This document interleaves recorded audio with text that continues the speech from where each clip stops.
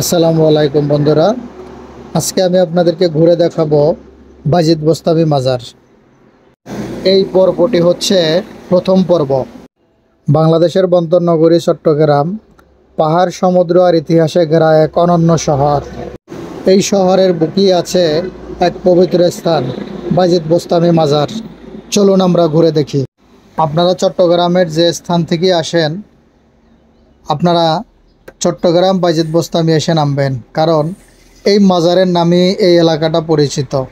আপনি যদি কোনো গাড়ি অথবা আপনি যেই যানবাহনেই আসেন, আপনি যদি বলেন আমি বাজিদ বোস্তামি মাজারের সামনে নামব, অবশ্যই আপনাকে এই মাজারের সামনেই নামিয়ে দেবে। এটি হচ্ছে মেন রোড থেকে এই মাজারে ঢোকার প্রবেশপথ। এখান থেকে আপনারা এসে এখানে গাড়ি পার্কিংয়ের জায়গা আছে, এবং এখানে শুক্রবার যদি আপনারা আসেন, এখানে অনেক বড় মসজিদ আছে, প্লাস এখানে যে মাঠ আপনারা দেখতে পাচ্ছেন, এটা পুরোটাই মানুষের নামাজের জন্য, এবং এই জায়গাটাই হচ্ছে মূলত চট্টগ্রাম বাজিদ বোস্তামি মাজার। এই মাজারের অন্যতম আকর্ষণ হলো রহস্যময় কচ্ছপের পুকুর, যেটি স্থানীয় মানুষে বলে গদারি মাদারি। লোককথা অনুযায়ী এই কচ্ছপগুলো সাধু আত্মার প্রতীক। অনেকেই এখানে মানত করে এবং দোয়া করে আর নিজেদের মনের আশা ব্যক্ত করে। বাজিদ বোস্তামি ছিলেন একজন পারস্য প্রখ্যাত সুফি সাধক। যদিও ইতিহাসবিদদের মাঝে বিতর্ক আছে তিনি এখানে এসেছিলেন কিনা, তবুও এই স্থানকে ঘিরে মানুষের বিশ্বাস ও ভালোবাসার কোনো অংশই কমতি নেই। এই যে দেখছেন, এই বাচ্চাটি যেটি ধরছে, দেখতে অবিকল কচ্ছপের মতো, কিন্তু এটিকে স্থানীয় মানুষে বলে গদারি মাদারি। এখানে বিশেষ করে শুক্রবার অনেক মানুষের সমাগম, কারণ এখানে অনেকের আশা পূরণের আশায় আসে। জানি না, সেটা আল্লাহ পাক ভালো জানে যে আসলে কার আশা কোথায় পূরণ হবে, সেটা একমাত্র আল্লাহই ভালো জানে। তবে আমি এখানে এসে যা দেখলাম, অনেকেই দেখা গেছে গদারি মাদারি এগুলো ধরে দেখা গেছে যে এগুলো অনেকে সালাম করে এবং এই পুকুর থেকে পানি নিয়ে খায়, এবং এই গদারি মাদারিকে বিভিন্ন ধরনের খাবার নিয়ে এসে খাওয়ায়। এর ভিতরে যেমন গোস্ত আছে, মিষ্টি আছে, ডিম আছে, কলা আছে, রুটি আছে। যদিও এই যে গদারি মাদারি যেগুলো আছে, এগুলো সারাদিন খেতে খেতে একদমই ক্লান্ত।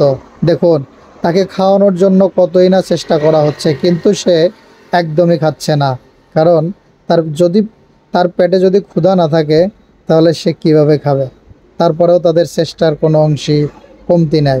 দেখুন, সবাই অপেক্ষা আছে, যদি এই গদারি মাদারি তাদের খাবার খেত, হয়তো বা তাদের মনের আশা পূরণ করত। যদিও এটা একান্ত তাদের ব্যক্তিগত ব্যাপার, কিন্তু আমি যেটা মনে করলাম, এই মাজারের মূল আকর্ষণীয় হচ্ছে পুকুরটা, কারণ এখানে সবাই ভিড় করে শুধুমাত্র এই গদারি মাদারি দেখার জন্য। দেখুন, এখানে প্রচুর মানুষ, যদিও মাত্রই মানুষ আসা শুরু। আমি এখানে সকাল টাইমেই গেছিলাম, কিন্তু এখানে যত দিন বাড়বে, যত সময় বাড়বে, ধীরে ধীরে এখানে মানুষ জড়ো হতে থাকবে। শুক্রবার এখানে দাঁড়ানোর মতো জায়গা থাকে না, পুরো পুকুরের পার এভাবেই ভিড় জমে থাকে।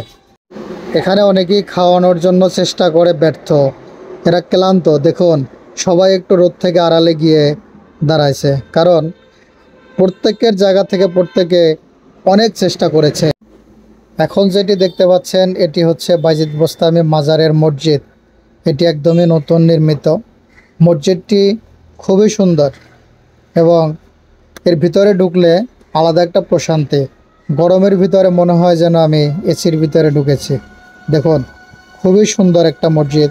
এখানে ভিতরে অনেক সুন্দরভাবে কাজ করা হয়েছে, কারণ যেহেতু এখানে অনেক মানুষের সমাগম, ওই হিসাবে মসজিদটাও বড়, এবং মসজিদটা অনেক সুন্দর করেছে। ওই হিসাবে আমার খুবই ভালো লাগলো। এই যে দেখতে পাচ্ছেন, এটা হচ্ছে চট্টগ্রাম বাজিদ বোস্তামি মাজারের মসজিদ। খুবই চমৎকার একটি মসজিদ, খুবই সুন্দর, বিশাল বড় মসজিদ। এখানে অনেক মানুষ একসাথে নামাজ পড়তে পারে, এবং শুক্রবার এত মানুষ হয়, এখানে জায়গা দিতে পারে না, অনেক মানুষ হয়, বিভিন্ন এলাকার থেকে এখানে মানুষ আসে। এটা হচ্ছে মসজিদের সাইডের থেকে দেখেন কত সুন্দর একটা ভিউ নেওয়া যায় এখান থেকে। এখান থেকে যদি তাকানো হয়, ওই যে দেখেন এখান থেকে তাকাইলে অবশ্যই আরও সুন্দর একটা ভিউ পাওয়া যাবে, ওখানে আমরা যাব। এই জায়গাটা হচ্ছে সম্পূর্ণ পুকুরের উপর, এটা মসজিদের একটা সাইড। এই যে দেখেন এখান থেকে 2 তলা সিঁড়ি হবে, খুব সুন্দর জায়গা। এখন দেখাবো পুরো পুকুরের একেবারে পুকুরের ভিতর থেকে একটা ভিউ। এই জায়গাটা একদম পুকুরের ভিতরে, এখান থেকে খুবই চমৎকার। আপনি এখানে যদি তাকান তাহলে পুরো পুকুরটা আপনি এখান থেকে খুব সুন্দরভাবে দেখতে পারবেন। এবং এই পুকুরের ভিতরে সবচেয়ে বড় আকর্ষণ যেটা, যে গদারি মাদারি যেটা, এটা হচ্ছে পুকুরের ভিতরে। এটি হচ্ছে উপরে ওঠার প্রবেশ গেট এবং এখানে জুতা রাখতে হবে। আমরা উপরে উঠবো, সেটি দ্বিতীয় পর্বে দেখতে পারবেন।